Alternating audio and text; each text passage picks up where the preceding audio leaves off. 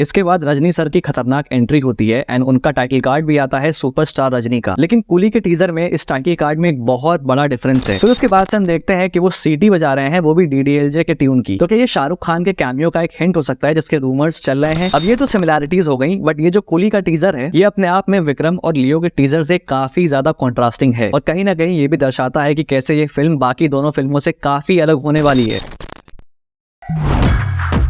मुड़चिड़लामा साकोतौल करे नालम्मा।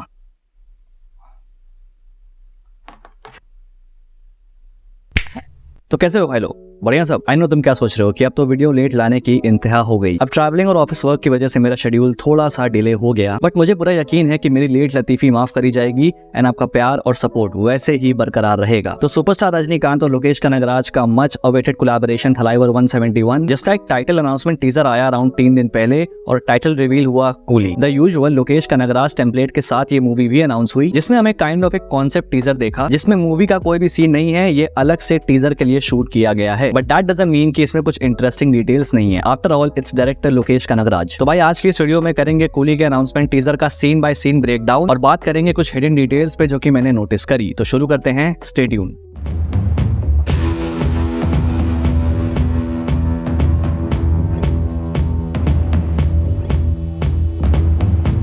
तो भाई टीजर शुरू होता है इस सीन से जहां हम एक डॉकयार्ड देख सकते हैं। अब यहाँ जो ये शिप खड़ी है इस पे देखो तो लिखा है MOL। अब MOL एक शिपिंग कंपनी है सिंगापुर की जो कि वर्ल्ड वाइड ऑपरेट करती है शिपिंग ऑपरेशंस को। यू नो शिप से चीजों का ट्रांसपोर्टेशन। अब ये जो पोर्ट हम देख सकते हैं ये भी सिंगापुर पोर्ट है। फिर इसके बाद से ये वेयर हाउस देख सकते हैं। आसपास की रोड्स पे ध्यान दो तो ये भी इंडिया की लोकेशन नहीं है और ये डॉकयार्ड के आसपास की लोकेशन है, क्योंकि आगे टीजर में जब बॉस फोन करता है अपने आदमी को तो कहता है कि डॉकयार्ड की सिक्योरिटी किसी ने ब्रीच करी है। तो मतलब ये वेयर हाउसेस कहीं उसी डॉकयार्ड के आसपास के होंगे, तो मतलब ये लोकेशन भी सिंगापुर है। फिर हम अंदर ये गोल्ड बिस्किट्स एंड गोल्ड के बैंगल्स और ये मूर्तियां देख सकते हैं गोल्ड की। यहाँ इस सीन में नोट्स पर ध्यान दो तो ये सारी फॉरेन करेंसीज हैं एंड कई तरह की हैं, जिसमें से जो मैं आइडेंटिफाई कर पाया वो है ये वाली जो कि है तुम्हारी यूएस डॉलर्स, ये वाली है थाई बाहट करेंसी। इवन इस टीजर के एंड में भी हम फॉरेन करेंसी देख सकते हैं। ये देखो यूएस डॉलर्स, ये यूरो, विच अगेन इंडिकेट्स कि ये जो लोकेशन हम देख रहे हैं ये इंडिया के बाहर है एंड कहीं दूसरी कंट्री में बैठ के ये गोल्ड की स्मगलिंग चल रही है। एंड सिंस यहाँ पे एक से ज्यादा करेंसीज हैं तो ये जो पूरा गोल्ड स्मगलिंग का रैकेट है ये कई देशों में फैला हुआ है, जिसमें से 3 तो हमको पता चल गए, यूएसए, थाईलैंड एंड जो यूरो है वो तो पूरी 20 कंट्रीज में इस्तेमाल होता है। मतलब कि ये जो फिल्म में इस गोल्ड का स्मगलिंग का रैकेट है इसका स्केल काफी ज्यादा बड़ा है। फिर उसके बाद हम देख सकते हैं ये फोन जिसपे बॉस की कॉल आती है। अब ये बॉस कोई भी हो सकता है, might be Raghav Lawrence sir का कैरेक्टर जो कि इस फिल्म में रजनी सर के अगेंस्ट फेस ऑफ करने वाले हैं, या फिर ये माइक मोहन सर का भी कैरेक्टर हो सकता है जो कि इस फिल्म में रजनी सर के against as an antagonist play करेंगे। फिर ये बॉस वार्न करता है कि भाई किसी ने पोर्ट की सिक्योरिटी ब्रीच करी है तो जो गोल्ड का स्टैश है उसको संभाल के रखना। एंड देन पीछे से आवाज आती है एक बाइक की।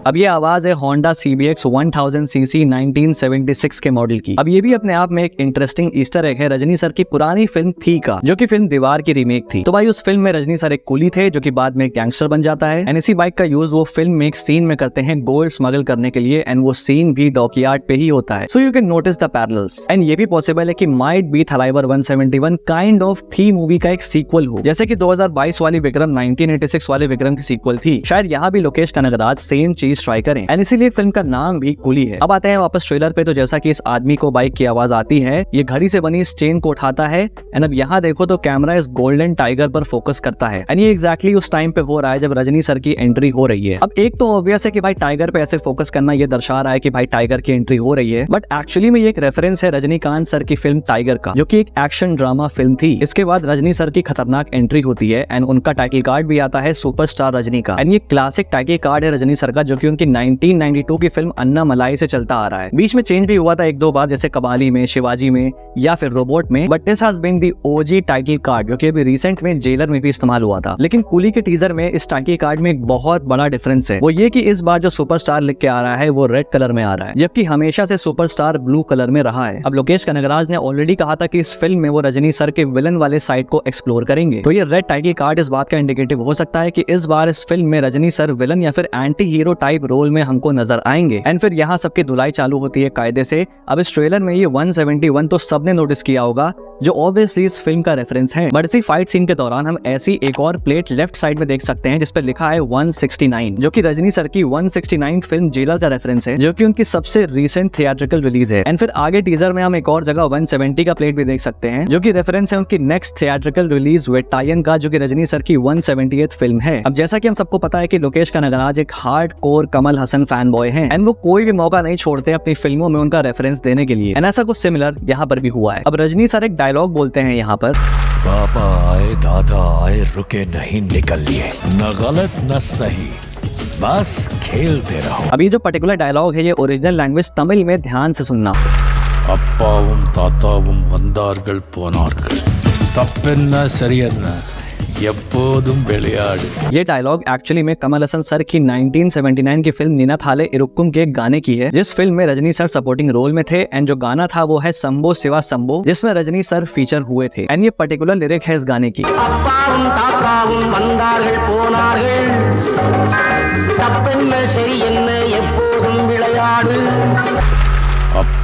தாத்தாவும் வந்தார்கள் போனார்கள், தப்பென்ன சரியென்ன எப்போதும் விளையாடு। एंड फिर रजनी सर इस आदमी को ऐसे स्पीकर्स की तरफ फेंकते हैं और डिस्को सॉन्ग की मेन लिरिक्स सामने आती है, DISCO डिस्को डिस्को।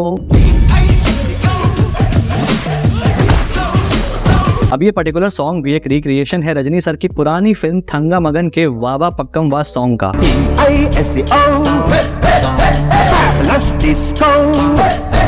अब ऐसा कुछ सिमिलर विक्रम में भी हुआ था, जहां पर पुराने विक्रम के थीम सॉन्ग को रिक्रिएट किया गया था। एंड एक और इंटरेस्टिंग चीज थंगा मगन मूवी के बारे में ये है कि वो फिल्म भी गोल्ड स्मगलिंग के ऊपर है, एंड इस फिल्म की भी थीम गोल्ड है। So nice detail. अब इसी सीन में एक और बहुत ही कूल फ्रेमिंग डिटेल दिखी मुझे। जब रजनी सर इस आदमी को स्पीकर पर फेंकते हैं एंड उसे ऑन करते हैं, तो स्पीकर के ऑन होते ही अनिरुद्ध रविचंद्र का नाम रिवील होता है। आई मीन कितने बढ़िया तरीके से एक म्यूजिक के इक्विपमेंट को यूज करके अनिरुद्ध के नाम को एक स्पेसिफिक रिवील दिया गया, जो कि म्यूजिक डिपार्टमेंट का ही है इस फिल्म के। फिर उसके बाद रजनी सर ऐसे मासी स्टाइल में बैठते हैं, एक डायलॉग बोलते हैं और इस आदमी को फेंक देते हैं, और सामने ऐसे घड़ी आती है। अब इस घड़ी की सुइयों पर एक बार ध्यान से देखना। तो सबसे पहले है सेकंड्स वाली सुई, एंड वो है 1 सेकंड पे। फिर जो मिनट वाली सुई है वो 7 पे है, एंड जो आर वाली सुई है वो 1 पे है। 171 थलाइबर 171। फिर फाइनली रजनी सर इस कपड़े से अपना कुली वाला बैच साफ करते हैं, एंड ये सेम वही बैच है जो वो थी मूवी में पहनते हैं, 786 नंबर वाला। एंड देन टाइटल रिवील होता है फिल्म का। फिर उसके बाद से हम देखते हैं कि वो सीटी बजा रहे हैं, वो भी DDLJ के ट्यून की।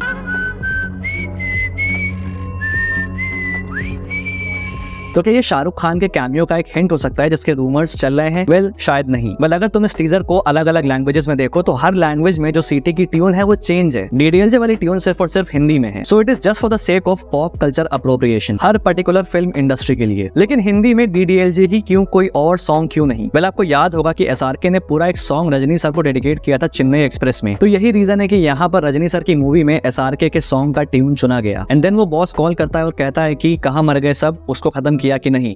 तो रजनी सर का जवाब आता है मुड़चिरलामा, मतलब खत्म करते हैं। अब एक और चीज जो कि मैं पॉइंट आउट करना चाहूंगा विक्रम और लियो के टीजर में जो कि सिमिलर थी, वो ये कि जो हम उन टीजर्स में देखते हैं उसका कनेक्शन कहीं ना कहीं उन फिल्मों के इंटरवल ब्लॉक से है। विक्रम के इंटरवल ब्लॉक में बिरयानी होती है, दावत होती है और मास मैन, जो कि हम विक्रम के टीजर में देखते हैं। लियो के इंटरवल ब्लॉक में वो अपने हथियार तैयार करता है, जो कि अनाउंसमेंट टीजर में भी हुआ था। तो ये एक पॉसिबिलिटी है कि ये जो कुली के टीजर में हम सीन देख रहे हैं, ये इस फिल्म के इंटरवल ब्लॉक का एक कंसेप्चुलाइजेशन हो सकता है। एंड इस फिल्म के इंटरवल ब्लॉक में हमको ऐसा एक सिमिलर फाइट सीन देखने को मिलेगा। अब ये तो सिमिलैरिटीज हो गई, बट ये जो कुली का टीजर है ये अपने आप में विक्रम और लियो के टीजर से काफी ज्यादा कॉन्ट्रास्टिंग है, और कहीं ना कहीं ये भी दर्शाता है कि कैसे ये फिल्म बाकी दोनों फिल्मों से काफी अलग होने वाली है। अब विक्रम और लियो के टीजर में देखो तो दोनों कैरेक्टर्स अपने अपने हाइड आउट या फिर उनका जो इलाका है उसमें प्रेपरेशंस कर रहे होते हैं उन दुश्मनों के लिए जो उनके एरियाज की तरफ आ रहे हैं। लेकिन कुली के टीजर में ये जो हमारा हीरो है वो इस बार खुद दुश्मनों के एरिया की तरफ जा रहा है, जिससे अगेन ये बात समझ आती है कि रजनी सर थोड़े से विलन टाइप रोल में होंगे। विक्रम के टीजर में कमल हसन सर कहते हैं आरंभ के लंगला,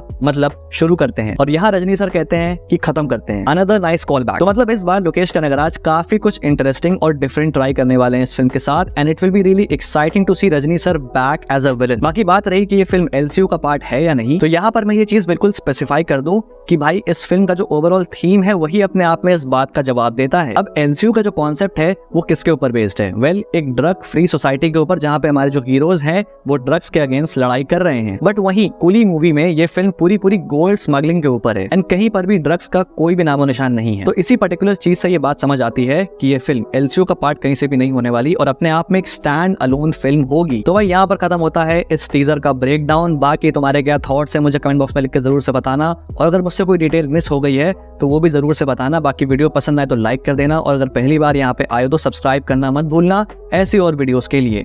Till then, this is your Pop Culture Nut signing off. We'll see you guys in the next video and thanks for watching.